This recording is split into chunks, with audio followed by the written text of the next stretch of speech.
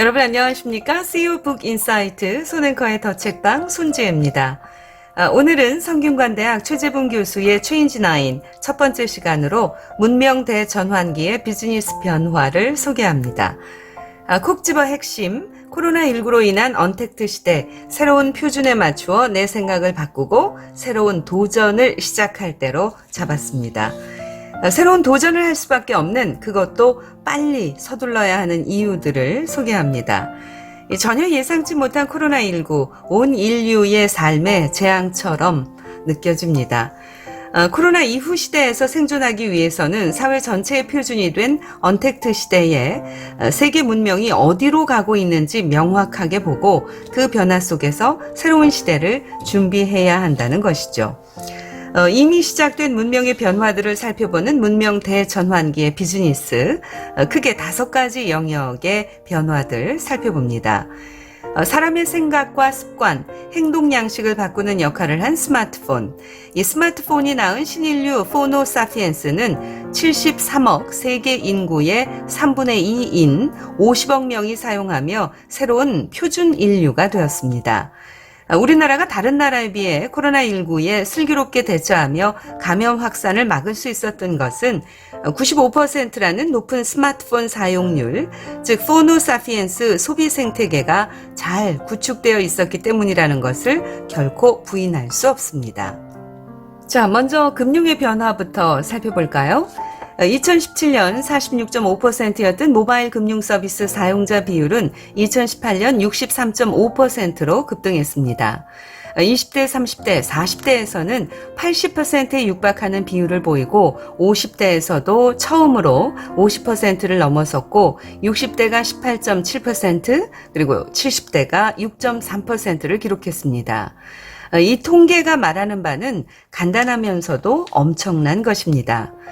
카카오뱅크는 지점 하나 없이 서비스를 개설했고 2년 만에 1,100만 명의 고객을 모은 것은 물론 곧바로 흑자 전환했습니다. 심지어 모든 계좌를 하나의 앱으로 관리하는 오픈뱅킹 서비스도 등장했죠. 카카오뱅크보다 더 많은 가입자를 보유한 금융거래 서비스 앱 토스에서 오픈뱅킹을 시작한다고 하니 이 금융계에 또 한 번 지각 변동이 예상됩니다. 즉 돈 관리의 표준이 이렇게 바뀌고 있습니다. 글로벌 문명에서는 그 변화가 더욱 극심하게 일고 있는데요. 중국은 거의 무화폐 경제 시대로 접어들어서 심지어 중앙은행이 전자화폐 사용을 시작하겠다고 2019년 12월 선언했습니다. 그저 지나가는 바람이라고 여겨졌던 블록체인 기반의 암호화폐가 15억 명의 표준화폐가 되는 것도 얼마 남지 않았다는 뜻입니다. 미국도 빠르게 금융 서비스를 바꾸어가는 중입니다. 아마존뱅크 선언에 이어 구글 역시 시티은행과 공동으로 계좌 개설 서비스를 시작한다고 발표했습니다. 전 세계 20억 페이스북 가입자가 사용할 수 있는 블록체인 기반의 암호화폐 리브라를 만들어서 페이스북 사용자 간 국경 없는 거래가 가능해진다고 하죠. 애플은 애플카드라는 신용카드를 발급하기 시작했고 심지어 우버도 직불카드와 신용카드를 발급하겠다고 선언했습니다. 자, 그럼 금융에만 이런 대전환기의 변화가 있을까요? 방송 산업을 살펴보죠. 미디어를 소비하는 대한민국 표준 문명은 어떻게 바뀌었을까요? 2019년 대한민국 국민 1000명에게 설문했습니다.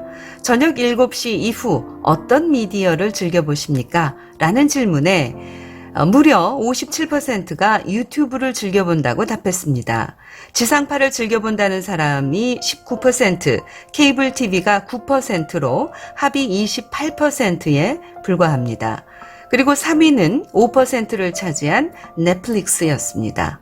여러분의 경우는 어떠신지요? 저녁 7시 이후 대한민국 국민 10명 중 6명 이상의 마음을 사로잡은 건 TV가 아니라 스마트폰과 그 위에 펼쳐진 영상이라는 것이죠. 한때 7,300억 원을 넘었던 KBS의 광고 매출은 이제 3,000억 원을 넘기지 못하고 있고 심각한 적자 경영을 견디다 못해 KBS 사장이 국회에 출석해 시청률 인상을 요구하는 일까지 벌어졌습니다. 하지만 보지 않는 TV의 시청률을 심지어 인상해서 낼 사람은 그리 많지 않겠죠. 코로나19로 집콕이 보편화되면서 유튜브와 넷플릭스 가입자는 폭발적으로 증가했습니다. 유튜브는 당당히 전 세계 1위 미디어 플랫폼이 되었습니다. 매월 20억 명이 이용하고 있고 매일 10억 시간의 시청 시간을 기록하며 올해 처음 공개한 유튜브의 2019년 연매출은 18조 원을 넘어섰습니다. 코로나19로 인해 2020년의 연매출은 이보다 대폭 증가할 것이 명백합니다. 이는 미국 최고 지상파 방송국 광고 매출의 3배 가까이 되는 금액입니다. 동시에 구글에 이은 세계 두 번째 검색 플랫폼이 되었죠. 유튜브는 정말 다양한 영역에서 신인류의 놀이터가 되었고 엄청난 지식의 보고도 되었습니다. 넷플릭스는 지구의 대표 컨텐츠 플랫폼으로서 애프터 코로나의 최대 수혜자라 불리며 2020년 시가총액이 디즈니를 넘어선 230조 원을 돌파했습니다. 인류의 방송 소비는 TV라는 플랫폼에서 스마트폰으로 급속히 이동했음을 알 수 있는데요. 미디어 플랫폼 전쟁은 국내뿐만이 아니라 글로벌 시장에서는 더욱 치열해졌습니다. 미디어 산업의 혁명은 앞으로 거의 모든 산업으로 번지는 예고편과 같다고 저자는 얘기를 합니다. 자, 이번에는 유통입니다. 이 포노사피엔스 문명이 가장 급격하게 파고든 대표적인 영역이 바로 음식 배달 서비스입니다. 시장 점유율 1위인 배달의 민족은 2019년 거래 금액 8조 5천억 원 돌파. 경쟁 기업인 요기요와 배달통을 더하면 총 금액은 16조 원을 넘어갑니다. 우리가 얼마나 배달을 많이 시키는지 이 우버의 창업자 트래비스 켈러닉은 우리나라에 와서 공유 주방 사업을 시작했습니다. 음식을 먹는 트렌드가 바뀌자 이제 사업의 방식도 일자리도 모두 바뀌게 된다는 것을 보여주는 대표적인 사례입니다. 배달의 민족이 수수료 체계를 바꾸겠다고 발표하자 일어난 논란은 대한민국 사회적 표준이 어디에 서 있는지 분명하게 보여주었습니다. 물론 여기엔 배려가 부족한 면도 있지만 좀 더 깊이 들여다볼 문제도 있습니다. 배달의 민족은 2019년 독일계 글로벌 배달기업 딜리버리 히어로즈에게 4조 8천억 원에 매각되었습니다. 사실 이때 많은 사람이 우리 민족이 게르만 민족이 되었다고 비난하기도 했지만 정작 놀라운 것은 4조 8천억 원이라는 매각 대금입니다. 어렵다고는 하지만 대한항공의 시가총액이 2조 원 정도고 현대중공업의 시가총액이 5조 7천억 원 정도입니다. 우리나라 펀드라면 배달의 민족에게 5조 원에 가까운 가치를 부여할 수 있었을까요? 그런데 이 글로벌 펀드는 배달의 민족의 성장 가능성을 대한항공의 2배 이상, 현대중공업과 비슷한 정도로 평가한 것입니다. 사실 그동안 배달의 민족은 4천억 원 정도의 해외 자금을 유치해 원활한 배달 생태계 구축에 투자해왔고 그것이 결실을 맺은 것이라는 거죠. 그런데 이런 배달의 민족을 달랑 앱 하나로 보는 것입니다. 이것은 유튜브도 인스타도 페이스북도 언제나 베껴 만들면 되는 까짓 앱 하나로 보는 우리 사회의 인식을 그대로 보여준 사례입니다. 사회 지도층의 생각이 이래서는 포노사피엔스 표준 사회로 가기 어렵습니다. 얼마 전에 그 수수료 문제로 정치인들이 지역 공공 앱으로 대처하겠다. 이런 얘기가 있기도 했었죠. 자, 여러분은 어떻게 생각하시나요? 아무 플랫폼이든 조금 불편하다고 사람들이 찾아와 시장을 바꿀 수 있다고 생각하시나요? 그렇다면 소비자가 왕이 되어버린 포노사피엔스 문명에 대해 제대로 모르고 있는 것입니다. 유튜브 같은 플랫폼은 누구든지 흉내내 만들 수는 있지만 수십억 명의 사람들이 찾아오게 하기까지는 엄청난 노력과 투자가 필요합니다.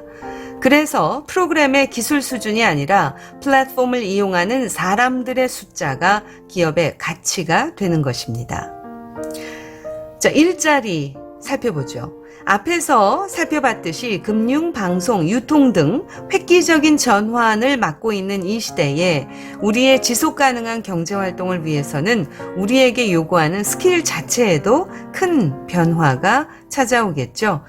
즉 전통적 사고방식만으로는 이제 경제 활동을 지속하기가 결코 쉽지 않다는 얘기입니다. 그리고 일자리의 개념이 달라지면 교육도 당연히 달라져야겠죠. 또한 지식을 습득하는 방식이 달라지면 교육에 대한 생각의 표준도 달라져야 한다는 겁니다. 교육 당국 또 부모님들이 많은 고민을 하셔야 할 지점이기도 하죠. 그리고 의식주. 스마트폰이 등장한 지 불과 13년 만에 의식주라는 인간의 기본 소비 생활의 표준이 디지털 플랫폼으로 이동했습니다. 자, 오늘은 여기까지입니다. 다음 파트에서는 완전히 다시 세워지는 생각의 기준, 포노사피엔스 코드 9 중에서 하나씩 소개하도록 하겠습니다. 책을 통해 인사이트를 전해드리는 CEO 북 인사이트, 손앵커의 더 책방, 손지혜였습니다. 구독과 좋아요도 꼭 눌러주세요. 지금까지 손지혜였습니다.